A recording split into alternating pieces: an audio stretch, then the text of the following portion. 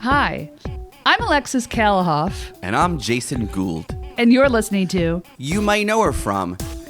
With Anne and Damien.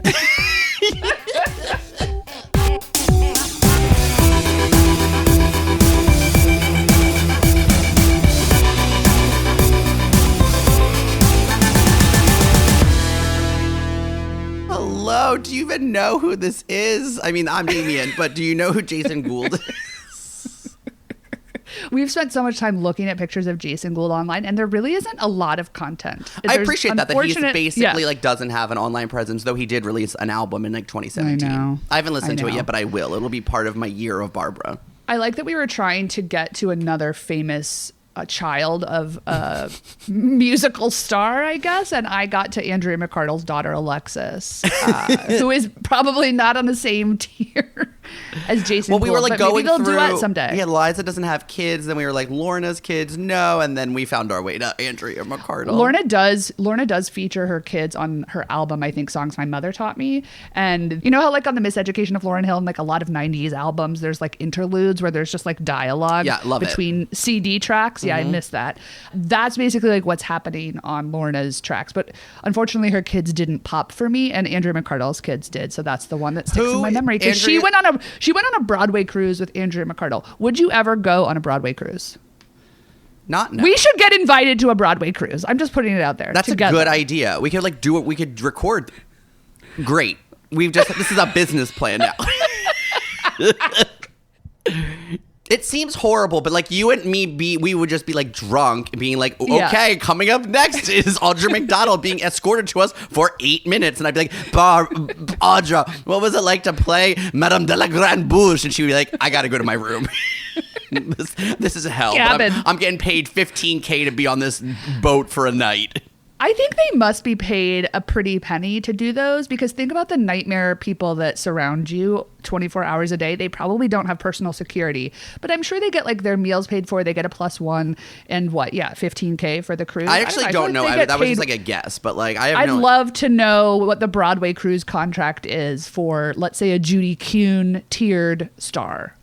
But like some of these I feel like, not Kristen Chenoweth, but I feel like there was one recently that was like Kelly O'Hara and Audra McDonald. And I was like, those are big Broadway stars. Like, that's not like a low-level Broadway star.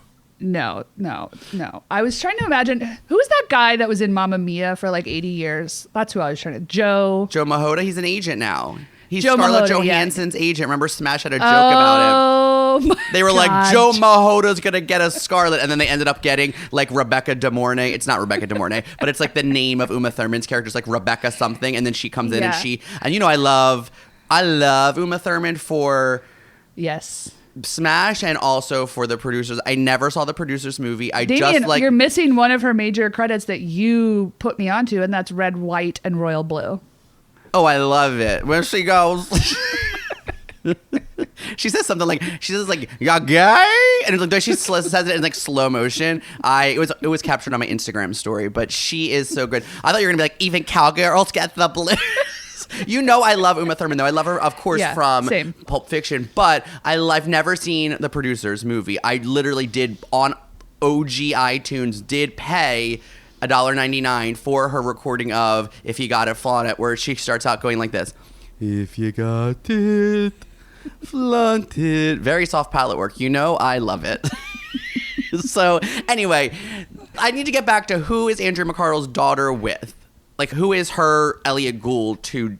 You know what I mean? Jason Gould. Like, who's her dad? Who's her dad? Yes. Oh, her dad? Okay, so Andrea McArdle, Broadway's original Annie. She said this, guys. She said this before we started recording. I was setting her up for. I'm volleying back to her. We talked about it before we recorded. My mind is in Broadway cruise space right now.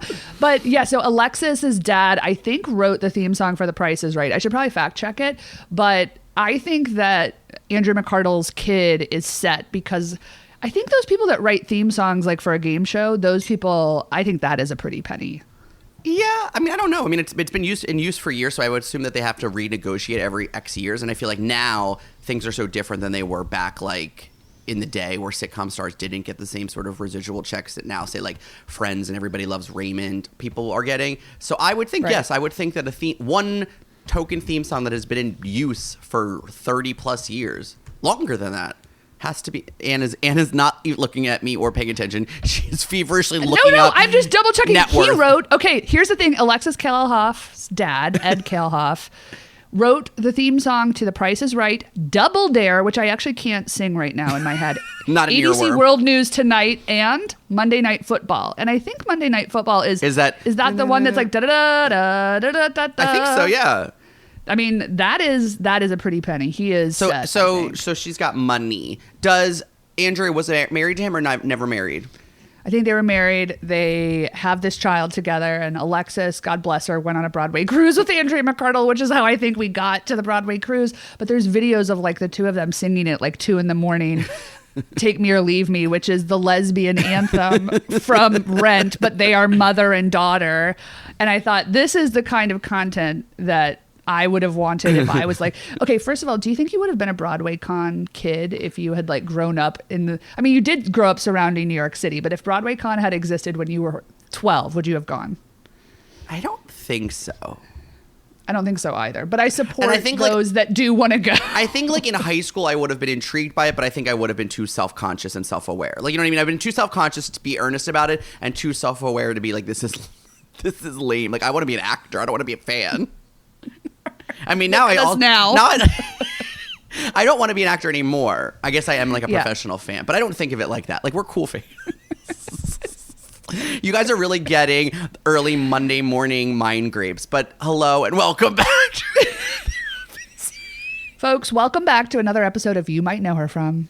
With Anne and Damien. We're so happy to be back here with you. If you're new to the show, which I doubt you are if you're listening to an episode without an actor, this is our show where we, two idiot, longtime friends, longtime collaborators, actress, obsessed, academic, journalist, comedian, adjacent, pop culture people. We talk about the things we like, the things we don't like, what we're watching, what we're reading, what we're seeing at the theater, what we're doing in our personal lives a little bit, and then we sandwich it all with an interview with a great actor. This episode today, in your ears, is a Just Us episode for us to check in with you and say hi. We have a little bit of an announcement for you in a little bit, but we just wanted to catch up with you this month. Damien, it's been such a wild time because you and I both have watched a lot of movies this season, and I wanted to catch you up on some of my watchings. Please. Including the fact that this week I watched Maestro, which nearly took it out of me. I was laughing so hard. And Nyad, which was operating on another plane of existence. You recommend I watch? I do recommend it for those that are interested in big, chewy. Oh, I love that. If I know that's what I'm signing up for. That are bold, some dialect work. Is Jodie Foster also nominated for an Oscar? They are both nominated? She is. I think Jodie Foster is nominated for Best Supporting. I don't know if Annette, did she get nominated for Oscar? Annette's nominated for Best Lead for sure, yeah. Yeah, so Jodie got nominated, and I was like, oh, the Academy loves her. But I don't want to reveal too much here. I just want you to watch it because I actually couldn't believe that it got made. What a review.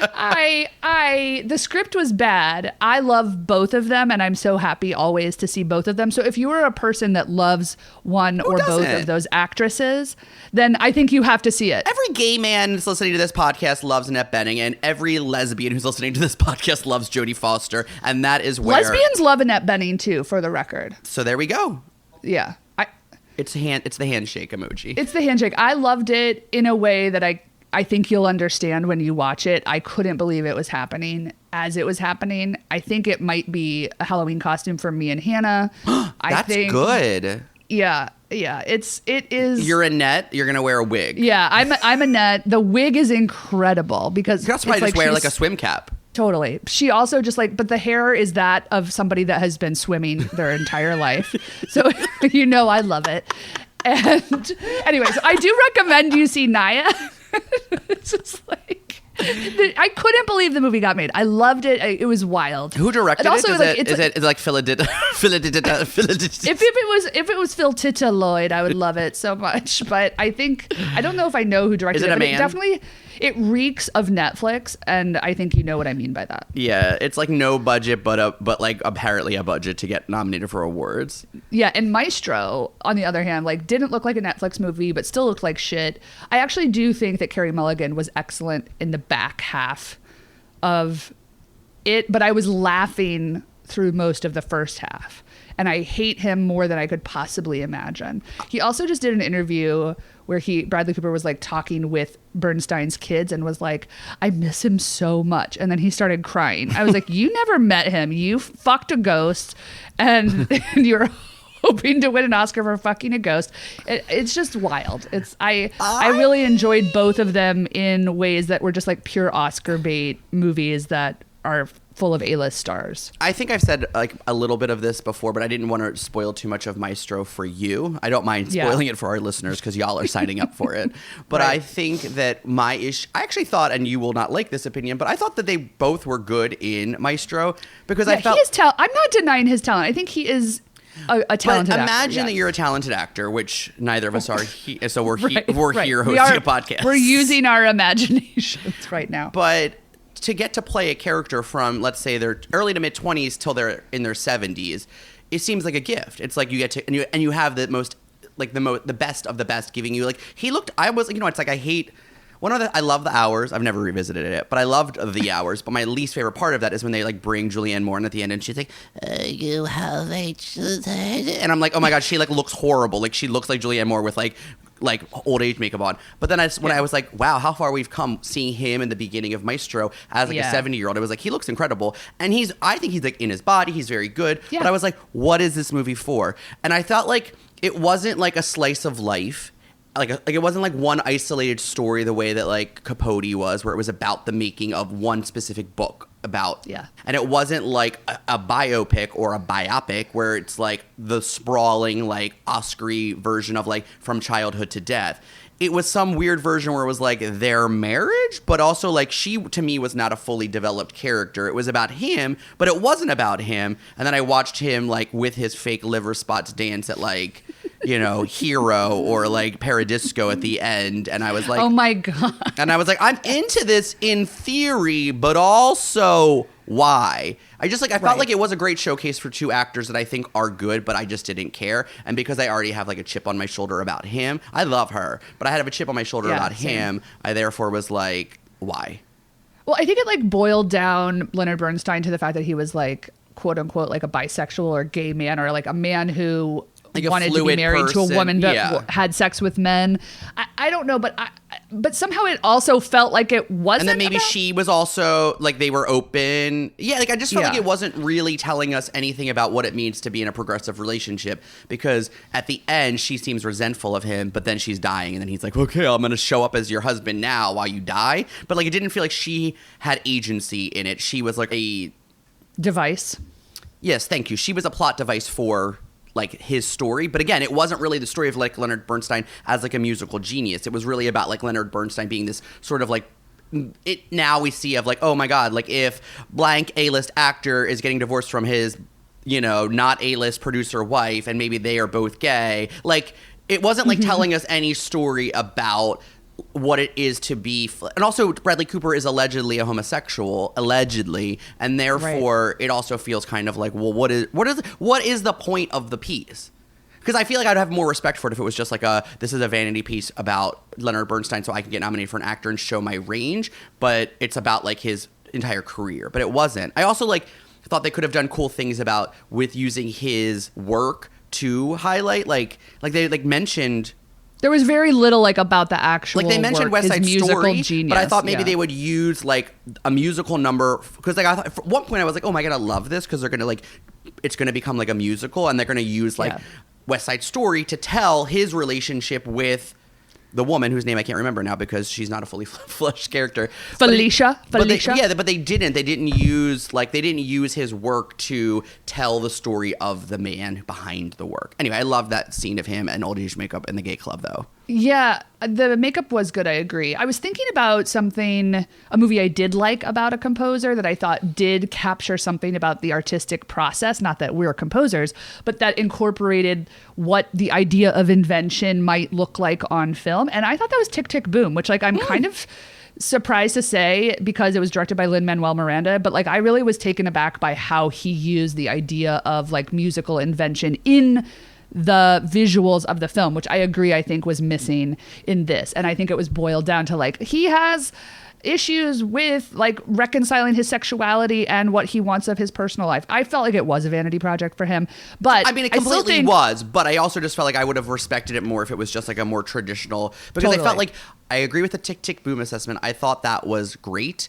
But I also will say, like, a movie that's not great that I enjoyed, and I haven't revisited it, so it might be horrible. But, like, I also think, like, I thought it was horrible at the time, but I appreciated that it was, like, not linear necessarily, was De-Lovely, that was, like, weird and, like, stupid, but felt like a cool way of trying to tell Cole Porter's stories by, like, inserting his music into it, and, like, kind of, it was, like, half experimental, but also half, like, bad in old age makeup. I felt like that would have, I don't know, I just wish it had incorporated his work into it more.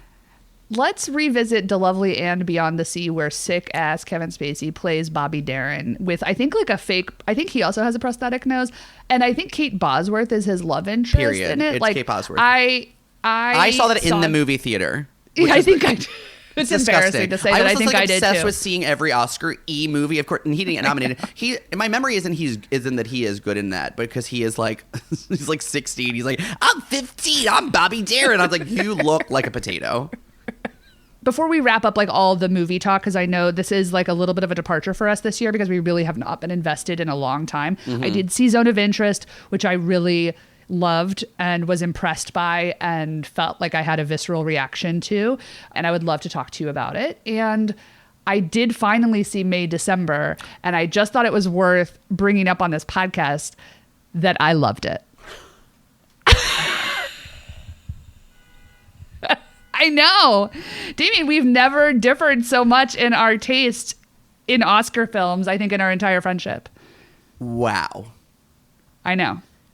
I thought that it really was this cool, surprising combination of like ick, dark, funny, smart, but also knowing. I felt like it was in the style of a Lifetime original film, but it was also Oscar-y and poking fun at the sort of Oscar-iness of a lead actress trying to do the role. So like for me, I felt like the tone was what was so interesting about it, because it didn't exactly tell you what to think. And I felt like it kept me guessing in ways that I found appealing. Is Natalie Portman bad, or is she performing badly on purpose to sort of create like a poking fun at the industry as a whole and like what it is to go in and take on someone's personal life and like be them on film and what that looks like from a vanity perspective? And that line of Natalie Portman saying like, this is what adults do to him, like fucked me up. I was like surprised by it, but not in a way that felt like provocative in a stupid way. I felt like the movie left me guessing in ways that I found appealing. Okay, I mean, I love this, and I feel like this is what I love about not only our friendship, but also what I love about art. Is like I talked about this with our friend Jeremy, and he was like, he didn't hate it, but he had said that it felt like an experimental film to him, and I think that made me like it more, because I think the way I took it was, yeah, like it's all a commentary on like the industry and all of the things you're describing. But for me, it felt too pleased with itself. I felt like it knew that it was like, this is really campy, but we're like, it is about like, is Natalie Portman being a bad actor, or is she supposed to be like a good actor who's a bad actor, but is being celebrated for like this like stupid performance as like basically Mary Kay Letourneau essentially, and like we're like praising this person for playing a woman who was a predator or assaulted her, whatever. I'm into that all in theory, but I felt like in practice, the actual film, it didn't work for you. It didn't work for me. It felt too like pleased with itself, like too much of like, it was like me at St. Anne's where I was like, I can't get on board with Oklahoma, where I was just like, this isn't for me. Like, it's too pleased with itself. And like as Susan Sontag would say, like, if it thinks it's camp, it's not camp. Right. And I think that was, for me, I think I thought that's what the movie was going to be when it started. And I was like, oh, interesting. I thought this was a much more straightforward film. Same. Like, why did I think that? If it's, what's his face? Todd Haynes. But you maybe thought that because we just watched Carol, which is a pretty straightforward, like, narrative film, Yes, totally. And you and I both thought that there were like lesbian undertones to this film based on the ad and the poster. And then we were like, oh, whoops, it's like a Mary Kay Letourneau story. But I felt like it was actually asking questions about consent and the nature of an older woman and a younger man in ways that I found surprising within the framework of what felt like a parody of a Lifetime original film from 1994. So for me, I thought that was interesting because I actually found myself thinking about like the grotesquerie and also that then at the end they were like, they're a very important part of this community. I don't know, like it was funny and dark and also it felt disturbing in ways. I liked the layers of it, but I get that it just didn't work for you. And I feel like sometimes I'm just like not in the right space to see a movie, or I'm like, oh, my body hurt and I hated that film. My back hurt throughout watching that movie and therefore I hated it. But I was like surprised to be surprised by Natalie Portman. I love that for you.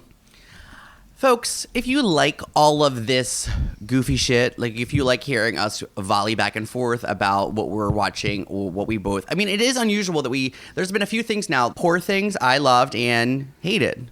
Yeah. May December, I hated and loved. There was one other thing, wasn't there, that we disagreed on? And then it was the new Sondheim musical. What is it called? We Are Here? Yeah, I think that's right. No, Here We Are. Here We Are. We Are Here is the drag show on Max. I was not in a place to see that and felt half-baked and loved it. And then I loved talking to you about it, but also still did not enjoy it. That's the joy of our friendship, and I feel like it's been a very long time since we've faced we also like are so disagreements. Sometimes we're so bad at seeing stuff, and then sometimes we see stuff together, and therefore it's like I feel like our mind grapes are like juicing together. Aligned. Yeah. We have a movie date tonight. We're going to reserve what we're watching because it may result in an actor interview, but we are watching something tonight together, and I'm excited because I feel like I know, like, it's like, who was in the movie with Bette Davis that we watched together, and we were like, you know, like drinking a bottle. Colleen Camp? Yes. And that was, right, it was like watched Stepmother, and I was like, I'm so glad I'm seeing this movie because it feels like important to camp canon because you know why? Yes. They were making, like a mainstream comedy that is bananas, cuckoo bananas, that like they had to rewrite while it was being made because like Bette Davis got her teeth taken out, and I was like, I'm so glad I'm seeing this. This was made as like a mainstream movie, and it's so stupid, but also now I think it's incredible. Yeah, The Wicked Stepmother. God, yeah, what an incredible film we never would have seen if we weren't researching for Colleen Camp. Exactly. So I'm excited to watch a movie tonight together and to see how our mind grapes juice.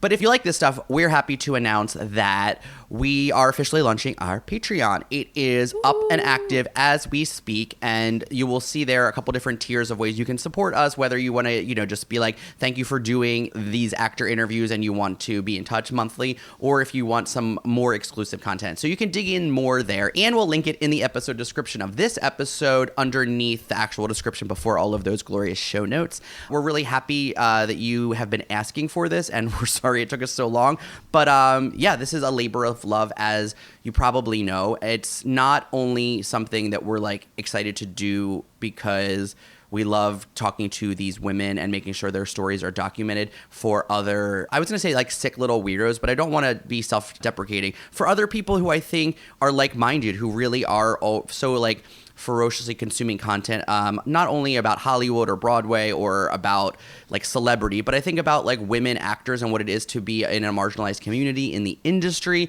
This is something like we are passionate about. This is something that like is a big part of the fiber of our friendship. So it feels really special that it is something that we can like, we're like, wow, we're launching a Patreon to get to do this. So thank you for being supporters, and click that link if you want to support us with dollars.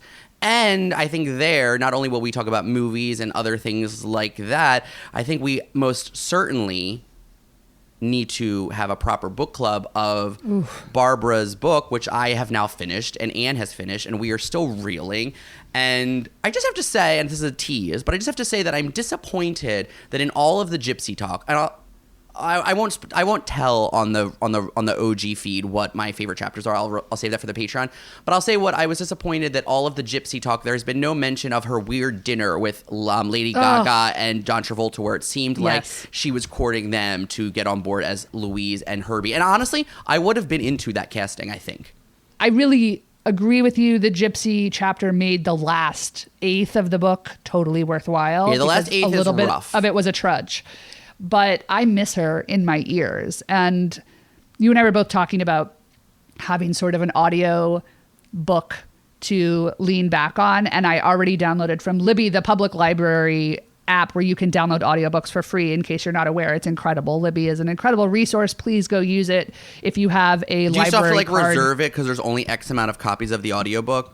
Yes, but Christopher Ciccone's book is already available for me. So thanks to Jess Rothschild's recommendation. Thank you, Jess. I'm ready to start tomorrow. So let's totally. let that all. I will say that I feel like for me, I recently turned 40. This episode is 100 years long. I recently just turned 40 and I feel like Barbra, like this is my year of Barbra. I've been like wanting to do my year of Barbra. My sister Vanessa gave me the Essential Barbra, that 4 CD thing, maybe around my 30th birthday. And I have it and I think I like appreciated that but I think I have a whole new appreciation for it. But like back then when I was like 30, I was like, I'm going to like watch all of Barbra's movies and all of Liza's movies and like all of their songs. And I like did it in like piecemeal, but I never finished. And I feel like now, because I'm so fresh off Barbra, I'm like, I got to watch The Way We Were. I got to watch Yentl. And then I got to go back and listen to the chapter. I got to rewatch The Mirror Has Two Faces and then go back and listen to the chapter. So I'm all in on Barbra, and I'm going to say that I'm all in on Madonna, and I feel like watching Truth or Dare, which I finally also did to clear that blind spot, now I'm ready to listen to Christopher Ciccone's book, because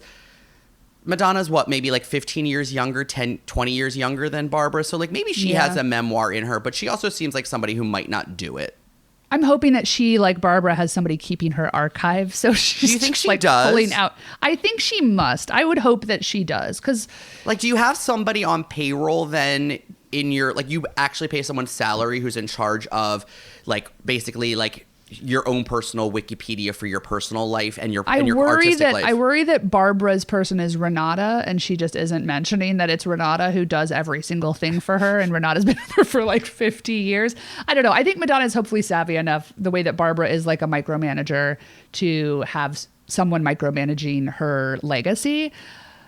But you never know. I hope she took a page out of Barbra's book. I'm really excited for this project because also I already bookmarked that. What think project? Cinema East, the Barbra Madonna, like the project. I feel like it's been a long time since we've started going like beginning to end a filmography. Maybe we do it every month for an actress, but we haven't done it for some of the icons that we've discussed. Yeah, I would also like to. Whoopi has a memoir, or she has like 2 books that are like. I never read her book. You read her book, right? Where she talks about like fucking somebody. Yeah. No, that's Frank Langella, who refuses. Frank Langella, who wrote a very dishy book about fucking everybody, says at the beginning of his book that the only person he won't talk about is Whoopi Goldberg, who's like the most important relationship in his life. He dishes about a lot of shit and will not talk about her. It's fascinating. I love that for Whoopi. She said, sign this motherfucking NDA. I will not fly. Folks, we love you. Thank you for being here. I have to say that Ann and I woke up this morning. We were like, we have to record our episode. What time are we doing it? And we said, we're going to record it now. So I walked Ronnie. Ann set up the way we're going to record it. I walked the dog. We got back. And I have to say, this has been an incredible way to start my day. So I hope that you are feeling the feels that I am feeling, which is I love this project and I love not only interviewing actors, which I think is a huge part of this, but I think what has been born out of both the strike, our change in survival jobs, and COVID is like, I also love just being able to have a spot at a time where you and I still do the thing we did when we were mere 20-somethings and would just like, we're not drunk, I'm drunk on coffee, but we're just like yelling at each other about, May, December and Barbra, Barbra's archivist, and also like, yeah, I have so many things. I'm very interested in Renata. Who is she? I got to look her up. I was like, what is Renata's last name? I got to like look more into her personal life. Like, I'm interested. I hope like Renata's child has a book, that long after Renata and Barbra have passed, may they rest, that child has a book about being Renata's kid. Yeah, that's the book I want to read. Yeah. Folks, thank you for joining us on this journey. If you want to keep following along, like Damien said, go to the Patreon. It exists now. It's patreon.com/you might know her from. Easy to find. Explore the options. Make sure you're following us on social media. That's at Damien Bellino and Rhoda Man. You can follow the show at You Might Know Her From on TikTok and Instagram. And if you didn't know already, this show is independently produced by us. That's Ann Rodeman and Damien Bellino. Thank you for being on this ride with us for 5 seasons. We're so excited to be putting extra content on Patreon in addition to the actress interview, which we will be back with next month. So get ready. It is a doozy. It's somebody that we've been chasing for a long long time, and we were so excited to land her. So we'll be back here next month with an actress interview. In the meantime, find us online. We also want to thank our consultants at Grumpy Entertainment. That's Jason Gould and Daniel Sears, and all of the editing that you hear. And believe me, it has been a whirlwind, or as some guy I was talking to who I was like fake dating a couple years ago said, whirlwind. It has been a real whirlwind this morning. So thank you to Daniel for all of that silky smooth editing. We appreciate you. Also, special shout out to Gang. All that music you hear underscoring each and every episode of You Might Know Her From is by Gang. Gang is 3/4 women. Gang is from Philadelphia. We love Gang, and you can find Gang wherever you listen and stream your music. Folks, as always, you can find clips of things that we discuss on this podcast because I, like Renata, am archiving every single thing that we talk about on this podcast. I'm going to include, again, I think I put it in last week, but I'm going to put it in again, the clip of Jodie Foster in the trailer for Nyad, which really is only a hint of what she's giving in the entire film, which I'm going to call Melissa Leo and the Fighter, is incredible. Oh, wow. There's okay. so much goodness to be found. I put it at the bottom of each and every episode description. Find it there. I just wanted to bring it back to, I think, a promise I made before I turned 40 a couple of months ago on this podcast. And now that you've entered this same echelon, I just wanted to say on the record, to keep myself honest, that I did puke after your 40th birthday. And that was maybe my first of 2024. Okay. And I had said that I was going to try to keep it to one a year. So I'm down one. We'll see how, it's early, but I just wanted you to know that I was surprised by it. I thought I was good. And then whoops, I wasn't. You know how it comes in waves sometimes. And then you're like, I'm great. I woke up and I'm raring to go. And then you're like, I may die on this toilet. I'm so glad you brought this up, a promise that you made, because I just remembered in this moment a promise you made that did not come true. You promised me that when I turned 40, that you would let me ride on the back of a motorcycle. Not on the back, in a sidecar. Yeah, like now, if you think I haven't tried to procure, if you think I haven't tried to procure a sidecar and a motorcycle, think again, because it's very difficult to get a motorcycle license in New York City. I don't know who's going to let me drive one, let alone I did see one with a sidecar in my neighborhood once in the last 6 years. But I've been trying, so I apologize that it hasn't happened yet. But don't think that I haven't tried. I have a question. I'm going to manifest. I know that was a good out, but I got to manifest this year, so I got to place it here, and maybe this person will hear it and we'll make it happen. Okay. If we take a trip to Columbia, Missouri together, do you think there's a version where one Zach Rodeman might be able to help us make this happen? We can like be in a cornfield and I could be in a sidecar and he could just video us riding around in a motorcycle in like a field. If anybody can make it happen, it's Zach Rodeman. That's so true.